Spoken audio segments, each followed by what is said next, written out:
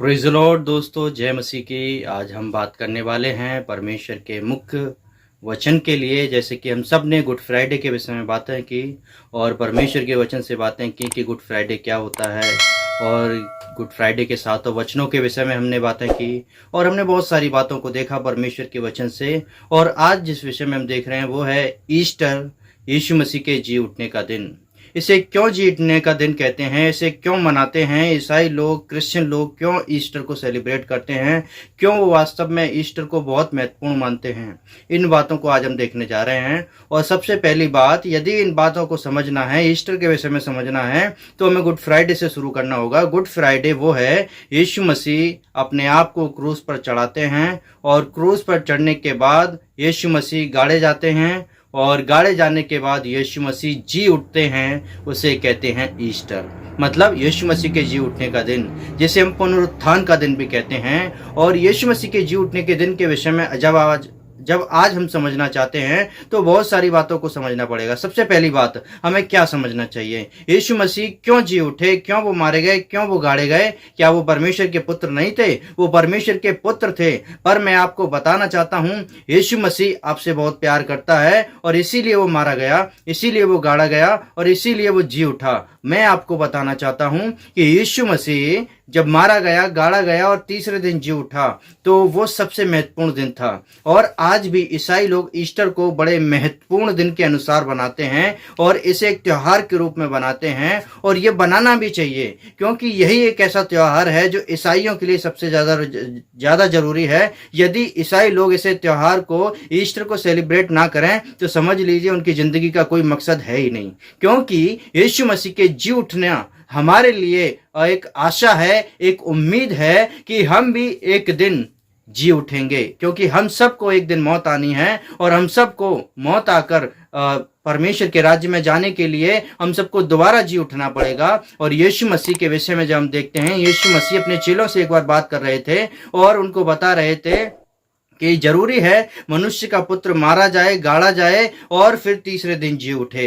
यीशु मसीह अपने विषय में भविष्यवाणी करते हैं और भविष्यवाणी करके अपने चेलों को समझाते हैं। और जब ये बातें, ये समय जब पूरा होता है, तब हम देखते हैं बहुत सारी बातों को। यीशु मसीह के घर में हम सबको यदि जाना है तो हमें ईस्टर हम सबको मनाना बहुत जरूरी है। यीशु मसीह का जी उठना हम सबके लिए जरूरी है। यदि हम विश्वास नहीं करते यीशु मसीह नहीं जी उठा, तो हमारा यीशु पर विश्वास करना बेकार है। हमारा स्वर्ग में हम नहीं जा सकते, क्योंकि यदि यीशु मसीह जीता नहीं, यदि जी नहीं उठा होता, तो मैं और आप क्यों यीशु पर विश्वास करते। यदि विश्वास करते हैं ईस्टर के ऊपर, यीशु मसीह के ऊपर कि वो जी उठा, तो वास्तव में मैं और आप एक दिन यीशु के समान जी उठेंगे और हम सब एक दिन स्वर्ग में जाएंगे। यही तो इस त्योहार की मुख्य बात है। मैं आपको बताना चाहता हूं यीशु मसीह के जी उठने के विषय में कुछ बातें। देखिए, मरियम और मगदलीनी के विषय में जब हम देखते हैं, लूका रचित सुसमाचार उसका 24 अध्याय है, और वहां पर वो पहले वचन में जब पढ़ते हैं, परंतु सप्ताह के पहले दिन बड़े भोर को वे उन सुगंधित वस्तुओं को जो उन्होंने तैयार की थी लेकर कब्र पर आईं, और उन्होंने पत्थर को कब्र से लुका हुआ पाया। देखिए, वो उनके विषय में जब हम पढ़ते हैं, मरियम के विषय में, ये वही लेडी थी जिसके विषय में हम बाइबल में पढ़ते हैं।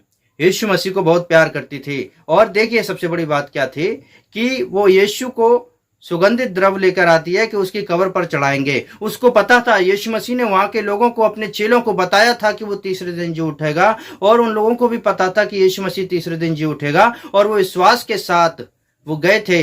और उनको जब पता चला कि जैसे ही वो अंदर घुसे, वहां पर उन्होंने क्या देखा, जब उन्होंने पत्थर को वहां से लुढ़का हुआ पाया और तब भीतर जाकर प्रभु यीशु का शव ना पाया, और जब वे इन बातों से भौचक्की हो गईं, तो देखो दो पुरुष उनके सामने झलकते हुए वस्त्र पहने हुए आ खड़े हुए। देखिए, उन दो पुरुषों के विषय में लिखा है। वो दो पुरुष कौन थे? वो स्वर्गदूत थे, यीशु मसीह के स्वर्गदूत। ये वही स्वर्गदूत है, जिब्राइल नाम का स्वर्गदूत जो संदेशा लेकर आता था। ये वही स्वर्गदूत हैं जो यीशु मसीह की रक्षा करते थे। ये वही स्वर्गदूत हैं जो यीशु मसीह के साथ चलते थे।